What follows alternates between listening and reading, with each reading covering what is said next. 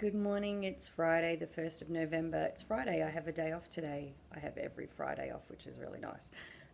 Today I'm going to be dealing with managing some pests that are starting to appear in the garden at this time of year. So our biggest problems here in terms of pests are earwigs. And yesterday we found some fruit fly starting to appear in our veggie patch. Fruit fly is a major problem here. Last year they wiped out 25 kilos of our tomatoes. So this year we want to be a bit better prepared. I'm going to be making some fruit fly traps today out of just household ingredients. Okay, so here are my homemade fruit fly traps. I've just used two empty milk bottles. I gave them a good rinse out. And I'm trying a different recipe this year. I've got in there half a can of flat Coke.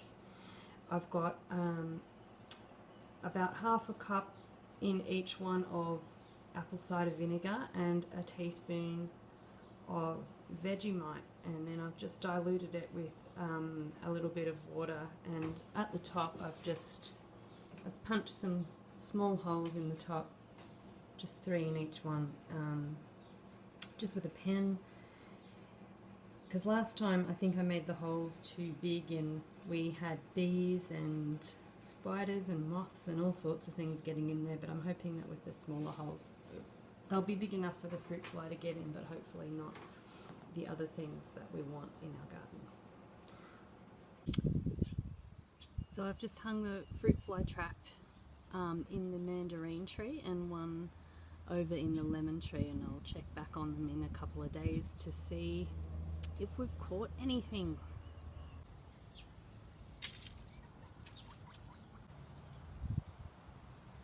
I just wanted to quickly show you what I'm doing to protect our strawberry plants against fruit fly.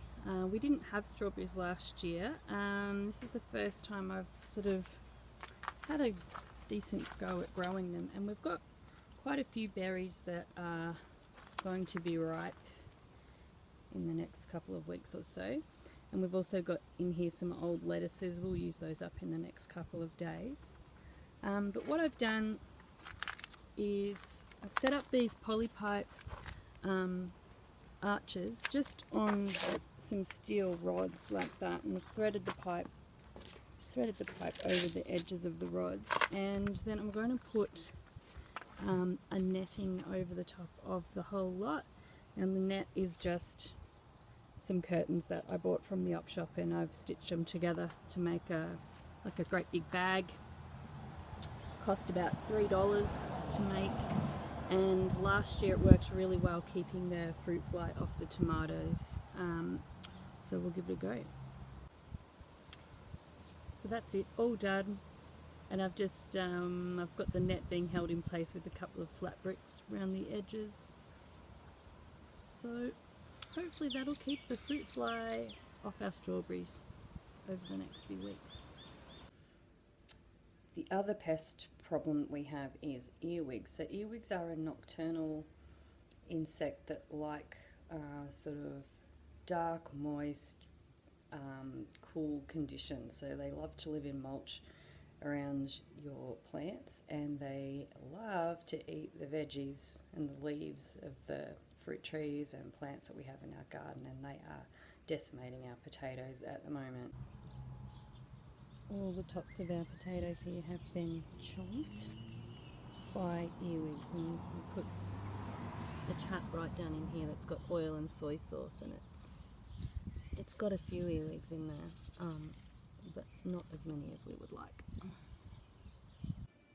trying to look at this from a permaculture point of view. We don't have a pest problem, we have an earwig abundance, which is a resource and a really good supply of food for our chooks. So we're going to be letting our chooks loose in the garden in different sections for the next couple of weeks, and to see if they can clean up the earwig problem.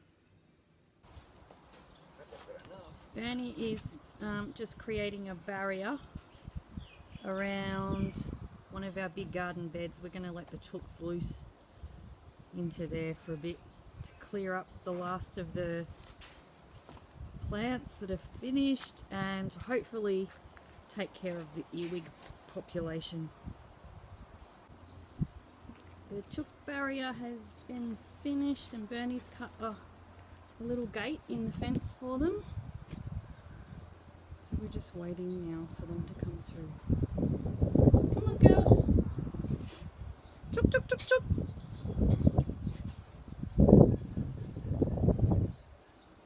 Chook, chook, chook! There we go. Chook, chook, chook!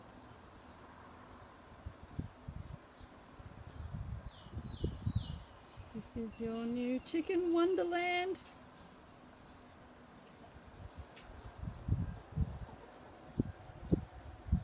Got all this to eat.